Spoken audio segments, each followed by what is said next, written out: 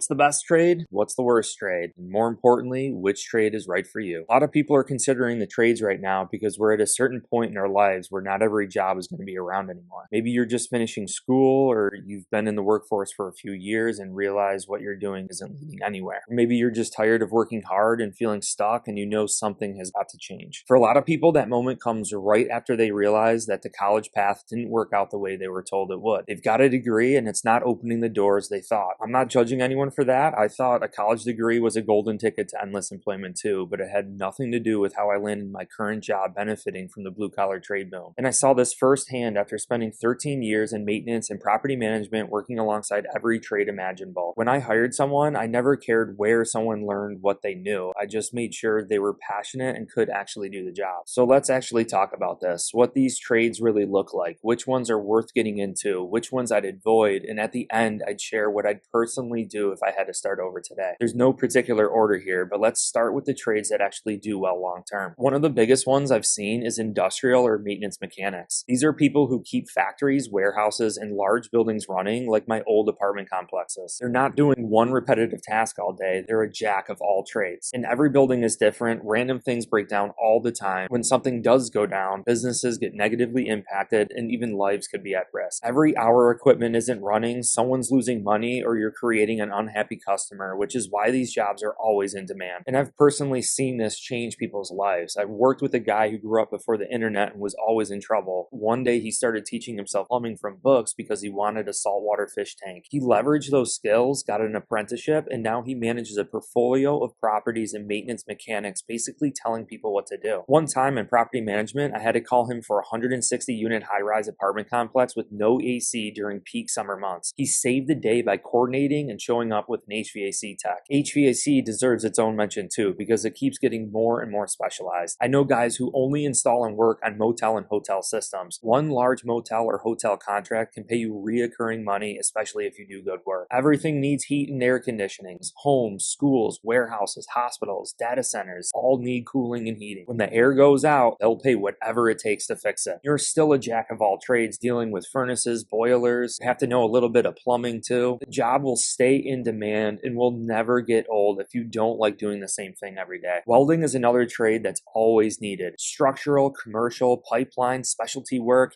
it doesn't really matter. If you get really good or get certifications, you got options. I knew a guy who did mobile welding and made an unbelievable amount of money. Speaking of that apartment complex, we had no power source to weld on our roof, and when one of our cell towers needed repair, they called out a mobile welder to take care of the job. Not the safest job in the world, but it shows how valuable the skill is. Once you get experience, you're not chasing work anymore, you're choosing it. Starting out working as an apprentice for someone else, then turning into a mobile welder within 1 to 3 years is totally realistic. Now here's where the shift happens, because not every trade path stays physical forever. Next is construction project management. This is where a lot of people don't realize the real leverage is right now. The construction industry is booming and will continue to. As population grows, more infrastructure is needed, and as things get old, they need repairs or demolition. What's nice is that construction project management isn't swinging a hammer all day. It's coordinating people, budgets, schedules, materials, and timelines. And there are two very different paths here. You have pre-construction, which is things like estimating or pricing projects, architectural drafting, or creating blueprints. It's really anything before something gets built. Construction project managers oversee the job while it's being built, coordinating trades, handling issues, keeping the job moving,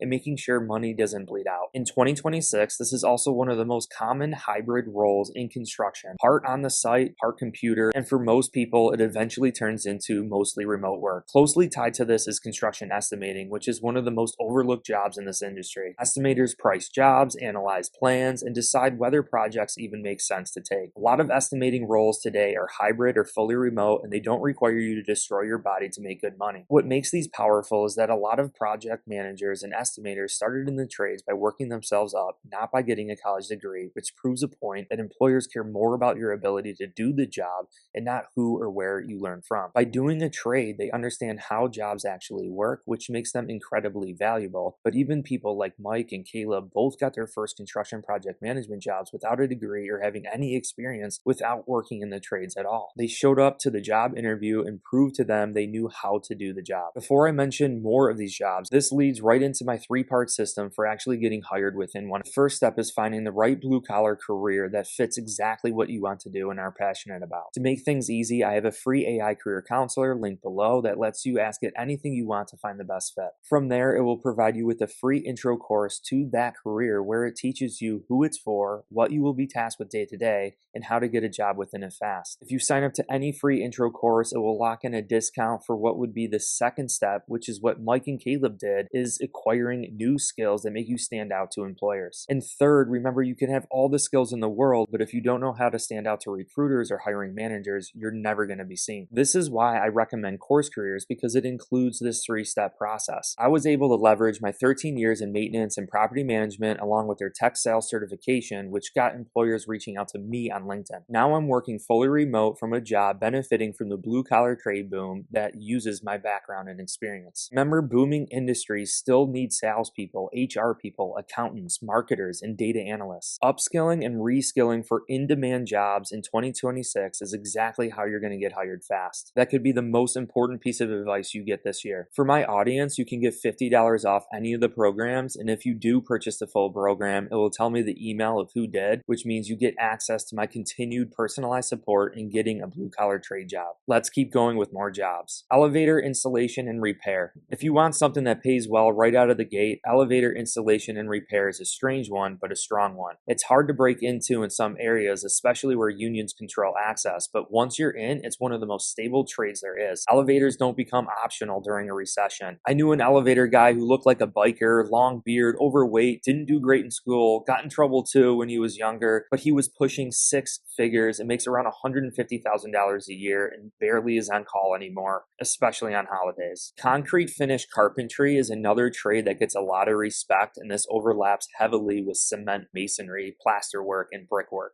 The work can be satisfying, it's detailed, it's skilled. I used to hire a guy who ran a one-man exterior plaster business. No employees, no trucks, just him doing high-end plasterwork on buildings. He stayed busy year-round. Concrete is similar, it's hard work, but it scales. My dad's best friend, Ron, started digging up concrete driveways one job at a time. He now runs one of the largest concrete businesses on the East Coast. The downside to these trades is that they're not always recession-proof. When money gets tight, cosmetic work gets delayed. If you're working high end, you're better protected, but it's still tied to discretionary spending. Solar installation is another one I've seen grow a lot. It's hot work. You're up on roofs hauling panels, but the systems are standardized. You're not reinventing the wheel every time. When we installed solar on our buildings I worked at, the techs genuinely liked their jobs. From what I saw, everyone understood it was hot and brakes were built in, and demand keeps growing. Tow truck operators are another trade people don't usually think about. Basic towing can be stressful, angry people, bad situations,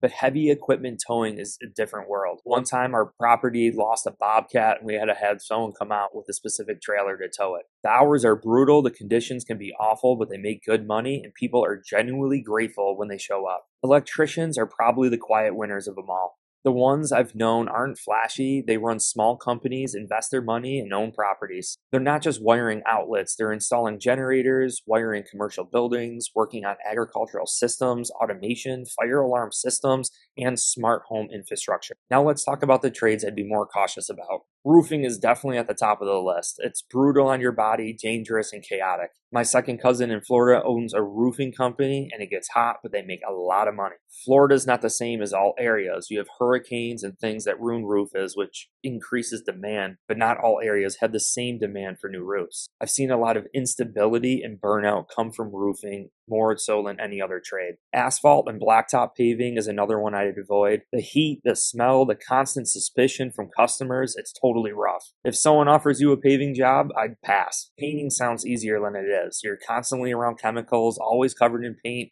and people never seem to trust painters. I'll give it to my younger cousin. He started a small paint crew and does pretty well. Trucking is another one I'd be cautious about. It's a skilled job, no question, but the lifestyle is hard.